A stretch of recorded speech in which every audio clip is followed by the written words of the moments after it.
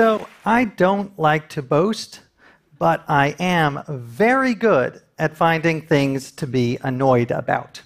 It is a real specialty of mine. I can hear 100 compliments and a single insult, and what do I remember? The insult. And according to the research, I'm not alone. Unfortunately, the human brain is wired to focus on the negative. Now, this might have been helpful when we were cave people trying to avoid predators, but now it's a terrible way to go through life. It is a real major component of anxiety and depression. So how can we fight the brain's negative bias? According to a lot of research, one of the best weapons is gratitude. So knowing this, I started a new tradition in our house a couple of years ago. Before a meal with my wife and kids, I would say a prayer of thanksgiving. Prayer is not quite the right word.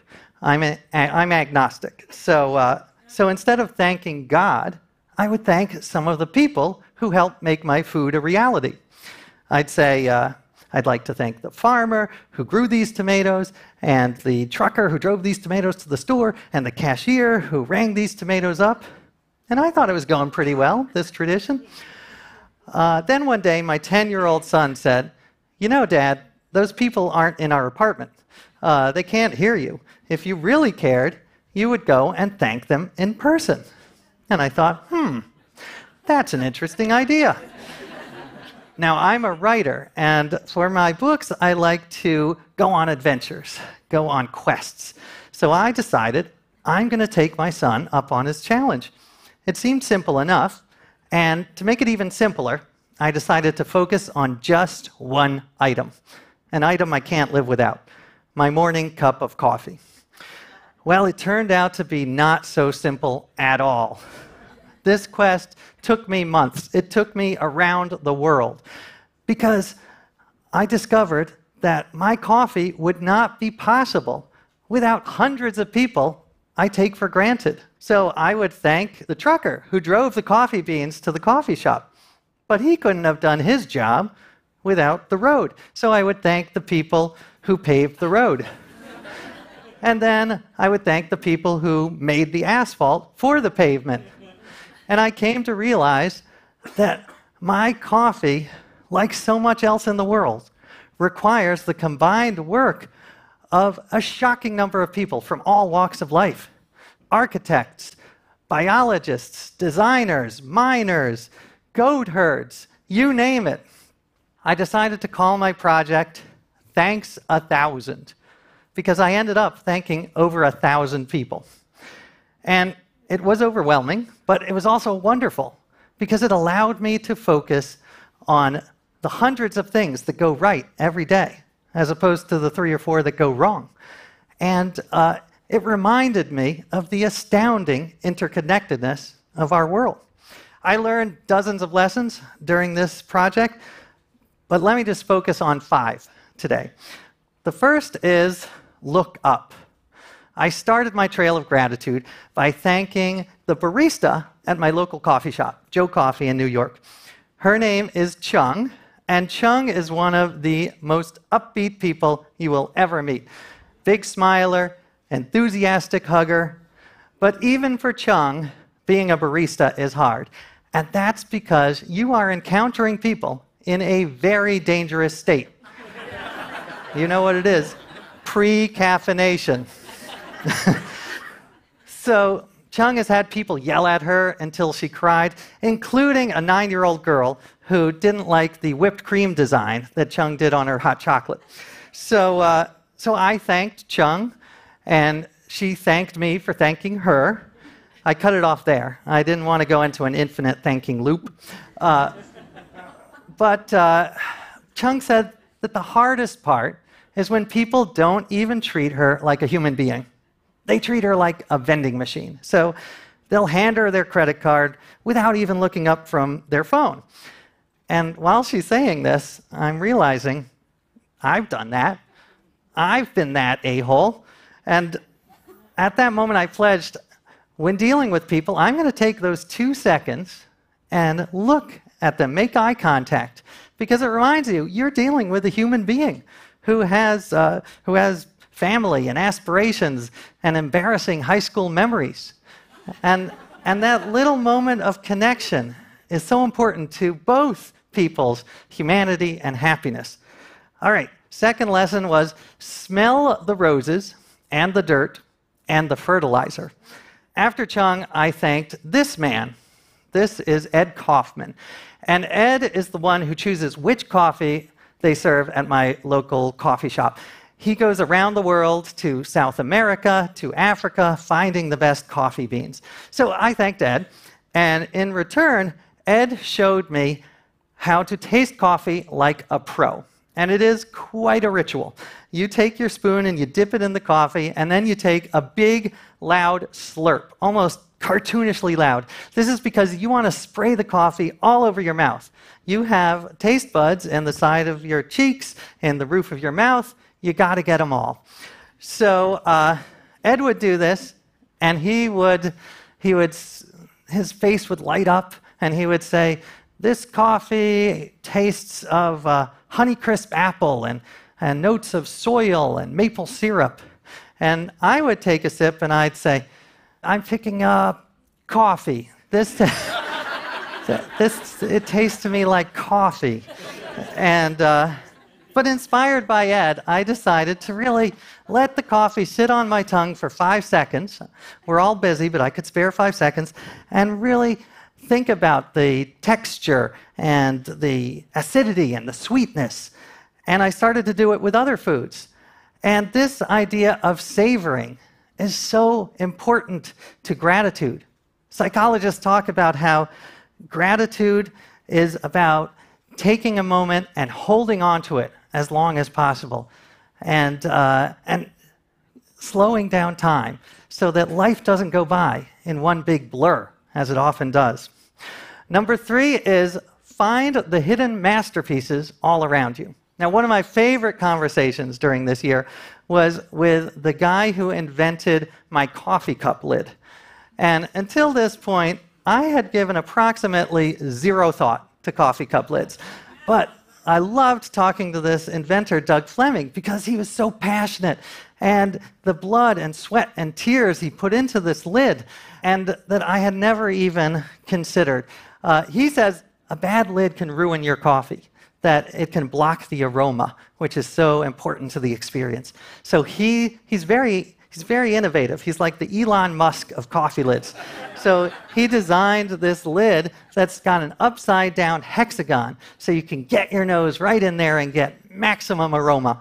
And so I was delighted talking to him, and it made me realize there are hundreds of masterpieces all around us that we totally take for granted. Like the on-off switch on my desk lamp has a little indentation for my thumb that perfectly fits my thumb. And when something is done well, the process behind it is largely invisible. But paying attention to it can tap into that sense of wonder and enrich our lives.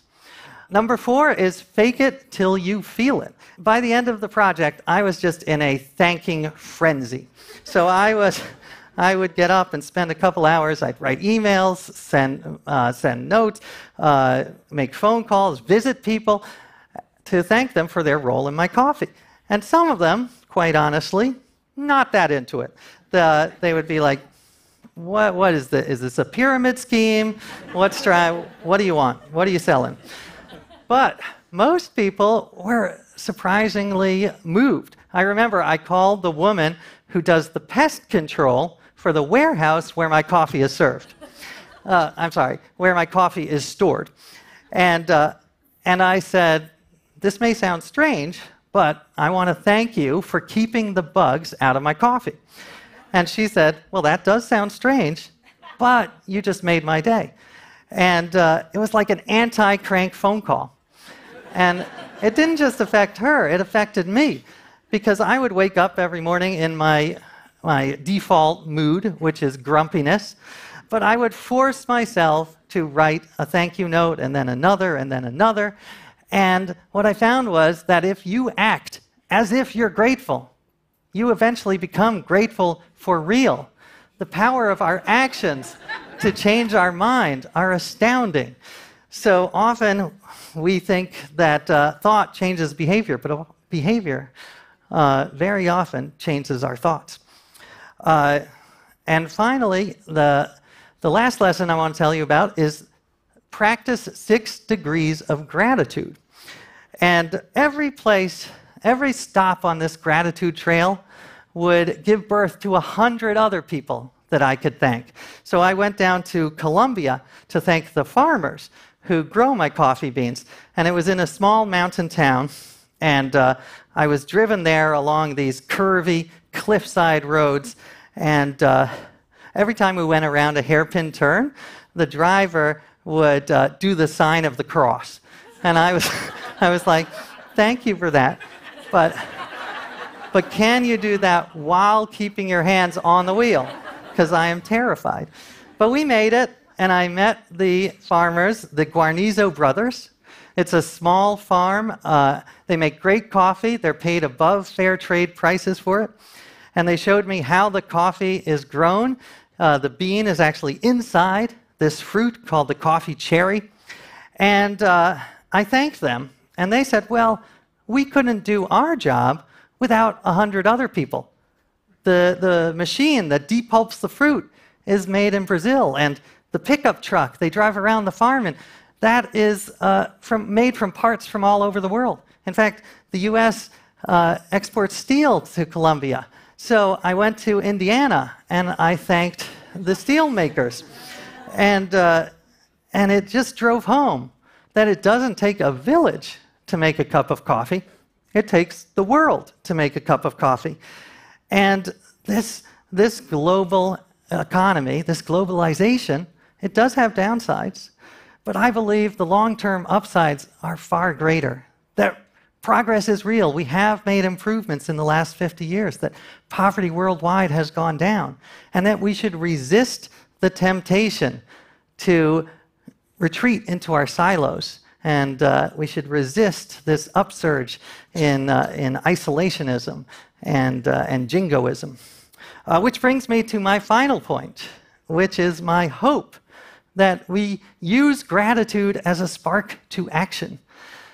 Some people worry that gratitude has a downside, that we'll be so grateful that we'll be complacent. We'll be everything's wonderful, I'm so grateful. Well, it turns out the opposite is true. The research shows that the more grateful you are, the more likely you are to help others. When you're in a bad state, you're often more focused on your own needs. But gratitude makes you want to pay it forward. And I experienced this personally. I mean, I'm not Mother Teresa. I'm still a selfish bastard a huge amount of the time. But I'm better than I was before this project. And that's because it made me aware of the exploitation on the supply chain. It reminded me that what I take for granted is not available to millions of people around the world. Like water. Coffee is 98.8% water. So I figured I should go and thank the people at the New York Reservoir, hundreds of them, who provide me water. And this miracle that I can turn a lever and get safe water. And that millions of people around the world don't have this luxury and have to walk hours to get safe water. It inspired me to see what I could do to help people get more access. And I did research and found a wonderful group called Dispensers for Safe Water. And I got involved. And I'm not expecting the Nobel Prize Committee to knock down my door, but it's a baby step. It's a little something. And it's all because of gratitude. And it's why I encourage people, friends, family, to follow gratitude trails of their own, because it's a life-transforming experience. And it doesn't have to be coffee. It could be anything. It could be a pair of socks. It could be a light bulb. And you don't have to go around the world. You can just do a little gesture, like make eye contact or send a note to the designer of a logo you love. It's more about a mindset, being aware of the thousands of people involved in every little thing we do. Remembering that there's someone in a factory who made the fabric for the chairs you're sitting in right now. That someone went into a mine and got the copper for this microphone so that I could say my final thank you. which is to thank you 1,000 for listening to my story.